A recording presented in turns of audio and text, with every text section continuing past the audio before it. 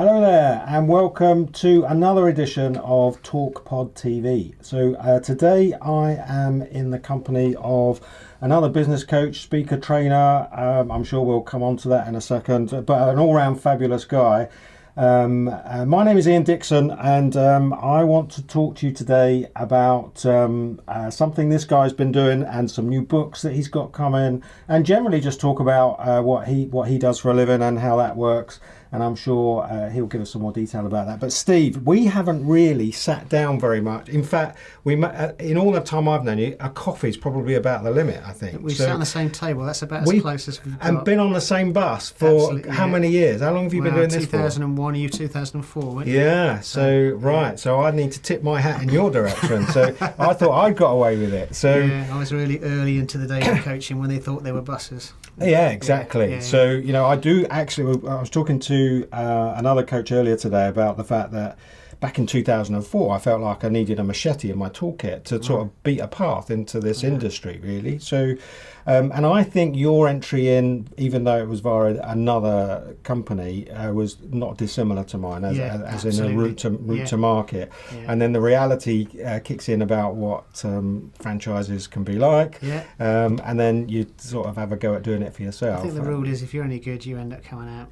So, and you are definitely one of the good guys. I've spoken to you about this before. We've had chats about this. Yeah. So, I think that there are lots of people that have a go, and no different to any other industry, I guess. And there are some, actually, sometimes through the fact that they're still going, tells you that there must be some substance in there. So, I think probably the best thing to do, because we've got all these people watching, would be for you just to tell us a bit about who Steve Jones is then. So, okay. So thanks, Ian. My background was health and fitness management. So I was with Fitness First PLC. We started with one club on the south coast in Bournemouth. I left one with the largest in the world. We did that in 7 years. So we went through the aim, the full listing, opened a club a week at 1.2 worldwide. So that's part of the management team. So about 2001, when it became too institutionalised, it became too much of a city thing, when it was less about the client and more about the shareholder, I lost the will to live and I left, basically. Okay. So, and then I didn't do anything for 6 months. I walked up and down Warsash Seafront with my Jack Russell, thinking, what the hell am I going to do now? But I couldn't stay at what I was doing. So then I started to realise I could help a few companies grow based on my experience. So I started to work with a few companies, had a bit of success. And then that company that we know, Sherlaw's, came. Right. I wasn't going to mention other. Yes. Well, they were okay. It was good. Yeah. It was good experience. So they came across from Australia, and I spent 3 years with them. I was the first person in after the partnership.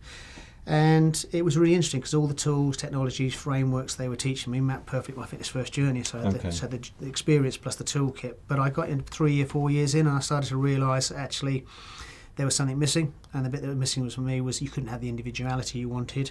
The other thing that was missing for me was I was dealing with fast growth companies, and I was noticing that the tools, techniques were great, but they were, companies that grow fast need talent, and they either lose it or can't attract it, so therefore they can't grow. So I started to look at the talent issues in organisations and motivational issues and leadership issues. So I started to put a focus on that, just to differentiate myself slightly. Still had the growth thing going. And at the same time as I was doing that was about 2010, the government was starting to look at employee engagement in the UK. Okay, yeah. Because it was so poor. Only 1 in 3 people going to work engaged, therefore 2/3 of the population disengaged. Yeah. We were ranked 14th in Europe behind some third world countries on our motivational levels, so some startling stats.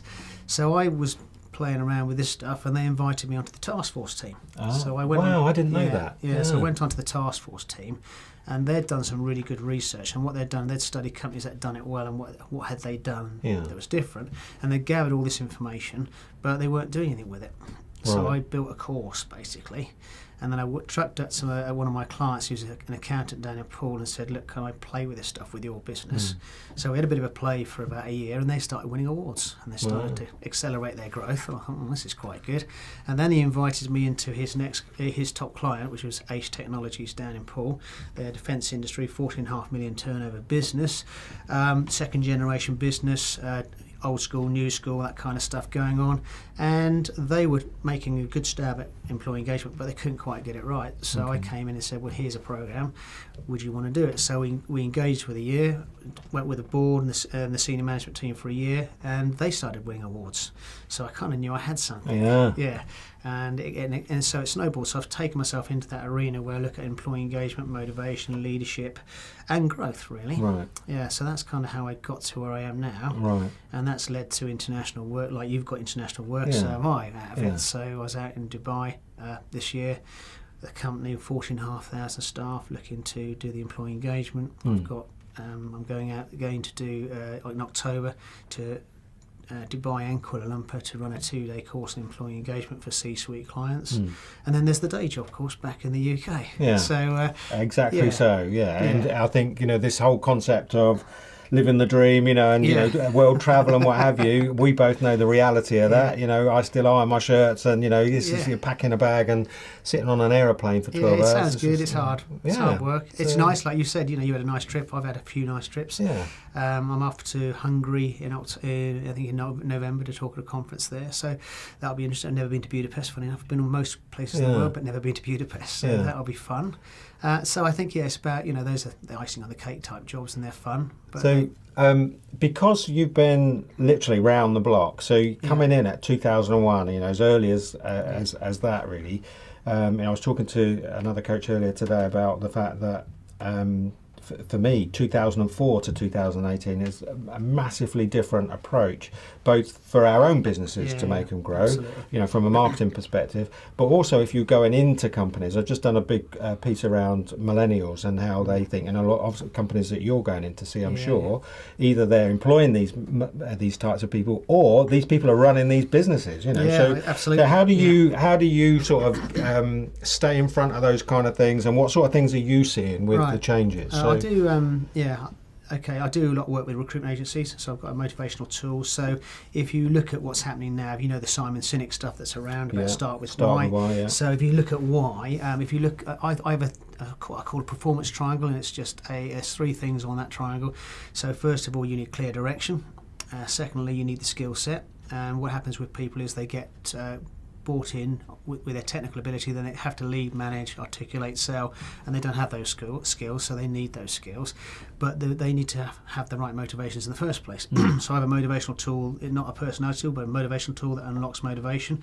So it helps you understand what drives and motivates individuals, and it's changing. It's changeable all the time.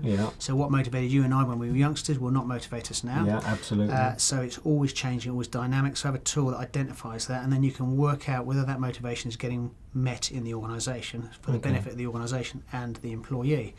But you're talking about millennials, it's all changing now. We used to find a job and then we'd work out whether we were motivated, and then we'd go and get the skills. Now it's all changing. The millennials, it's all about what motivates me, and then I'll go and find that job based on my motivation, and then I'll get the skills.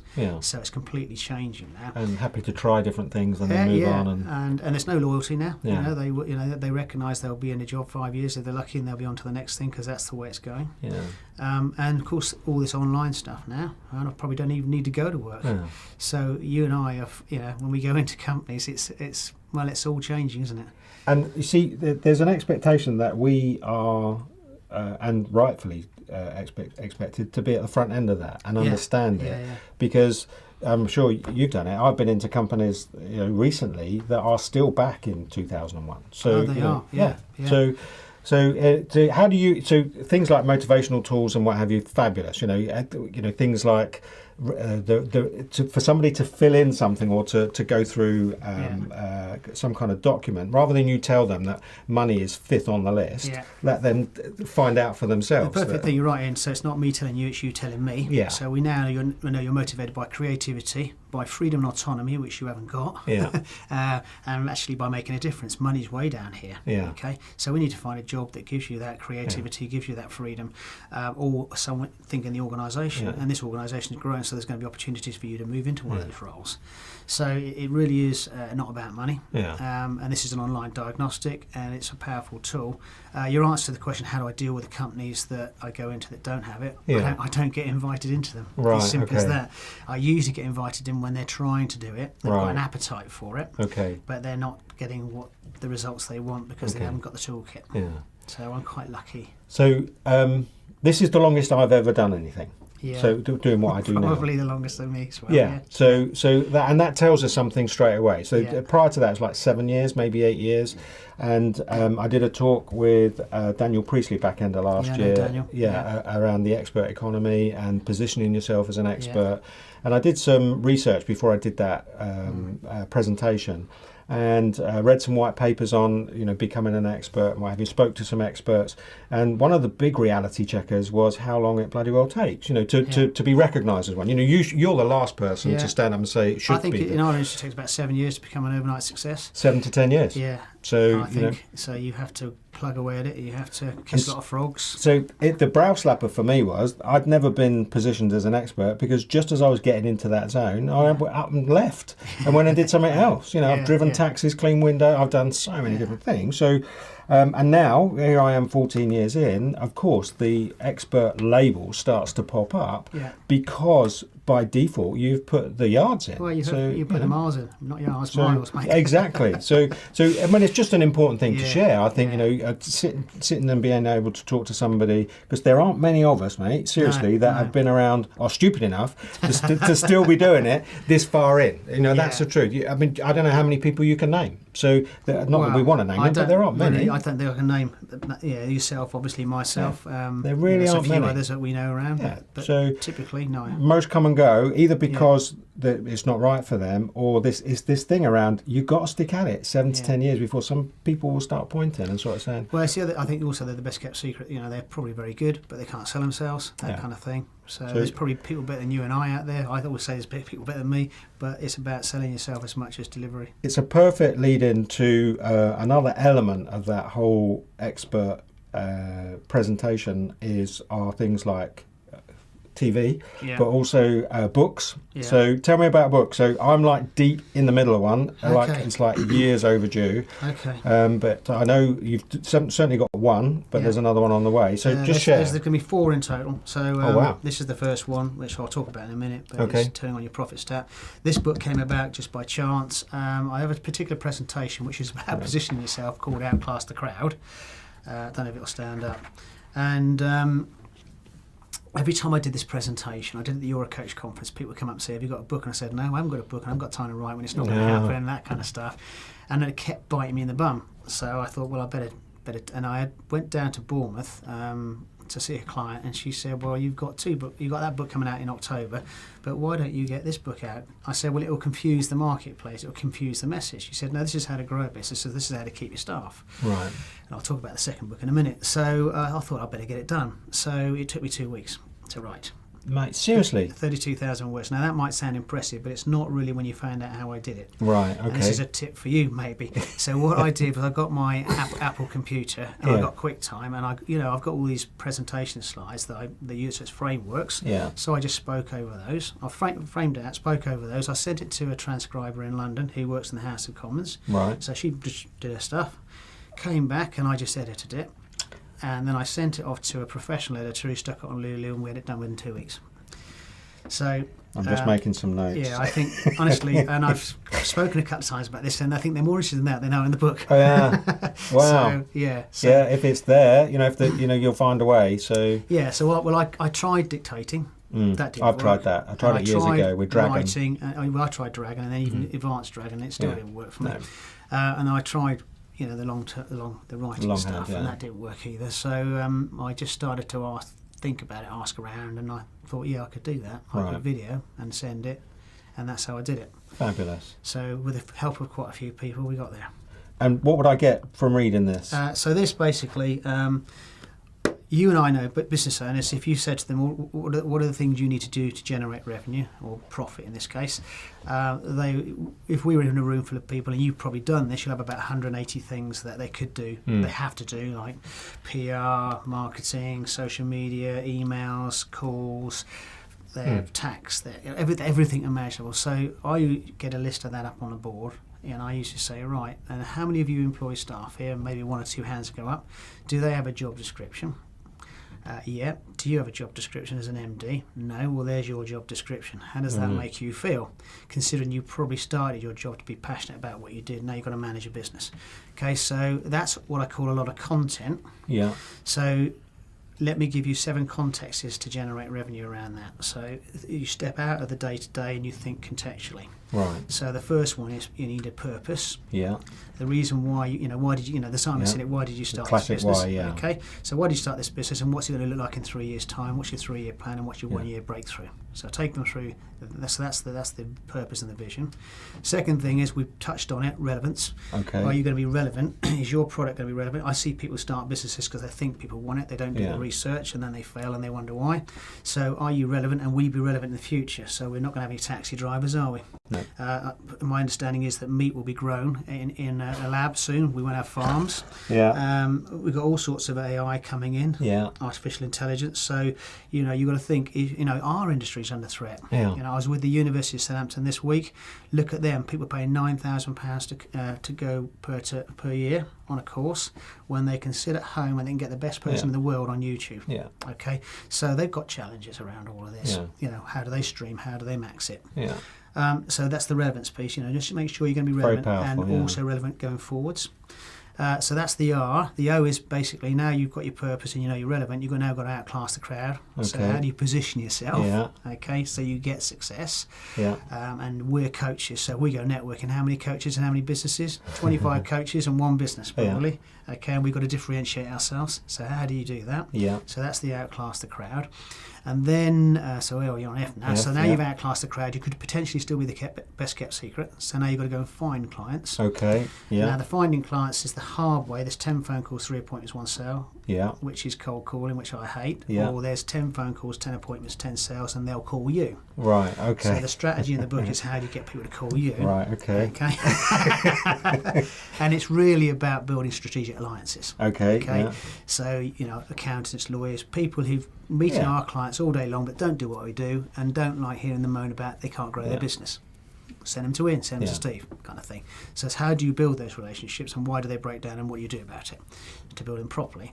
So that's the F, and then where are we now? We're on the I now. So then you're going to be in front of a client. Yeah. So you need to know, are you inspirational in your selling? Do you have a sales process? Do you go through a sales process?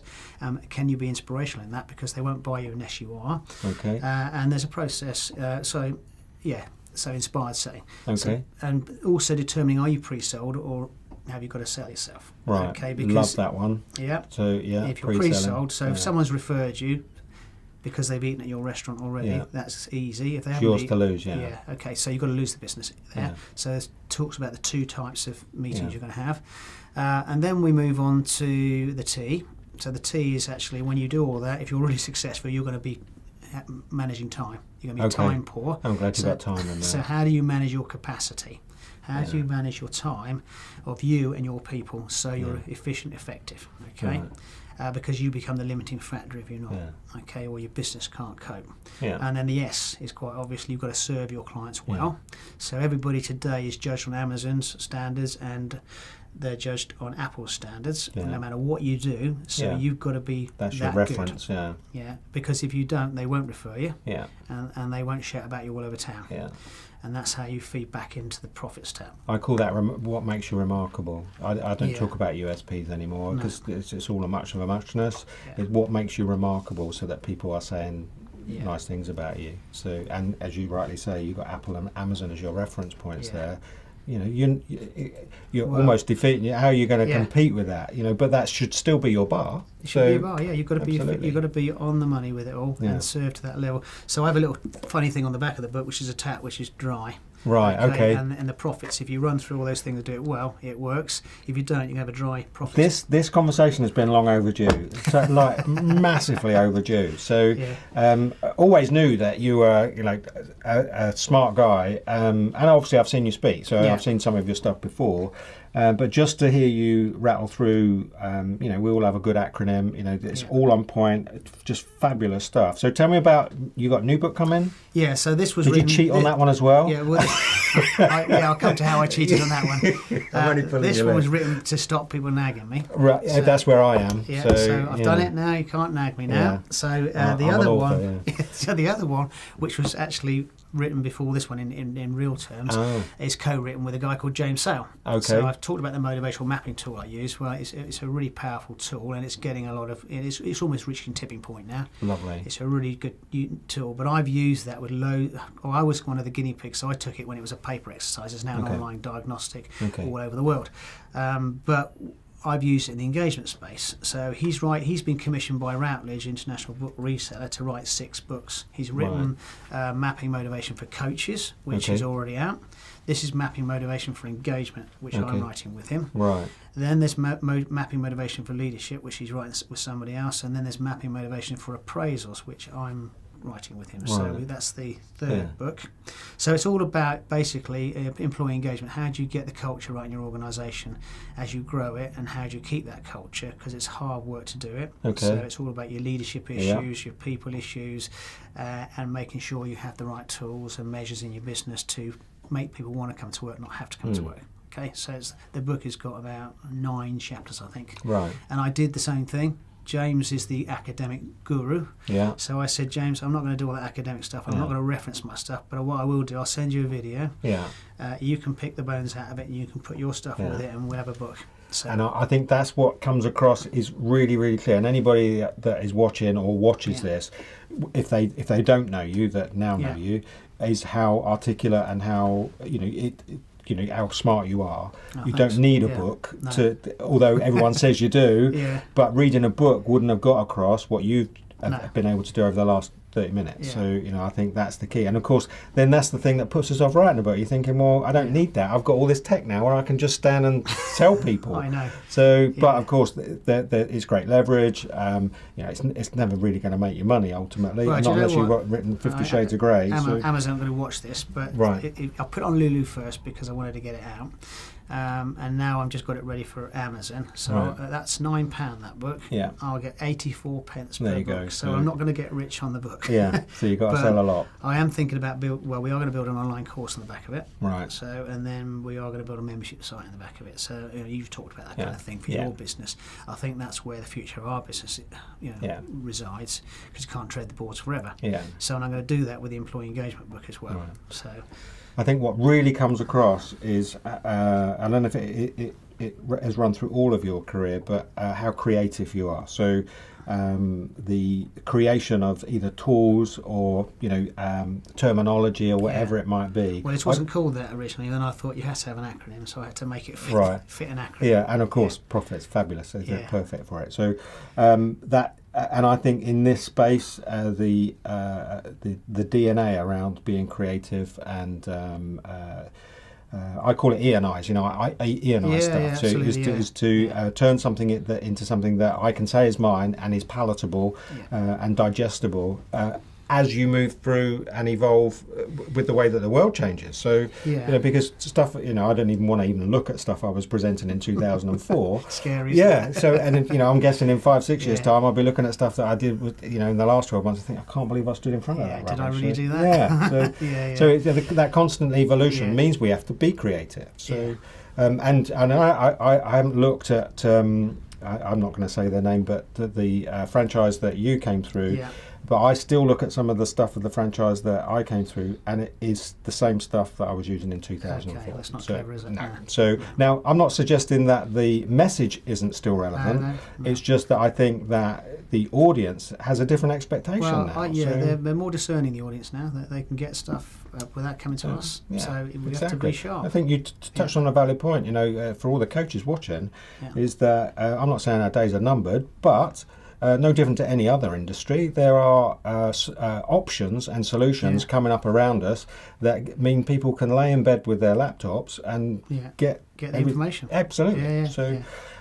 We've been 30 minutes already. Have we? Bloody hell. This is what happens. Yeah, this is what happens. Yeah. So where can we find out about you? Right. So let people know where we can find stuff about Steve Jones. Okay. So, well, I've got a website. It's the longest website name in history, so I'll say it very slowly. right. It's all the W's, skills, and it's for business Okay. training.co.uk.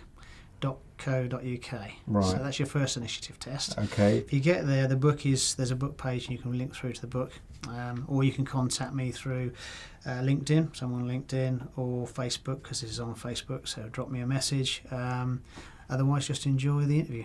Yeah, so I'm sure that it'll get shared around. So seriously long overdue the opportunity to sit down with you, and the very fact that we've had TalkPodTV as a platform to bring us together.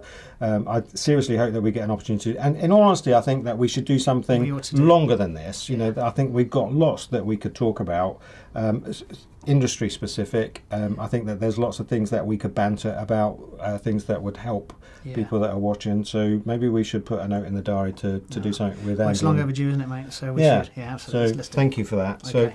So there you go. Steve Jones, TalkPodTV, a fabulous guest, very, very clever chap. If you are looking for a business coach, trainer, or anything to do with motivation and skills in the business place, then this guy is definitely worth looking up.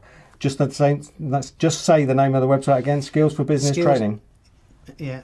.co.uk. TalkPodTV. We look forward to seeing you in another episode soon. Please do like and share and get the word out. We want to see as many people liking and sharing the content as we can. Thank you for watching today.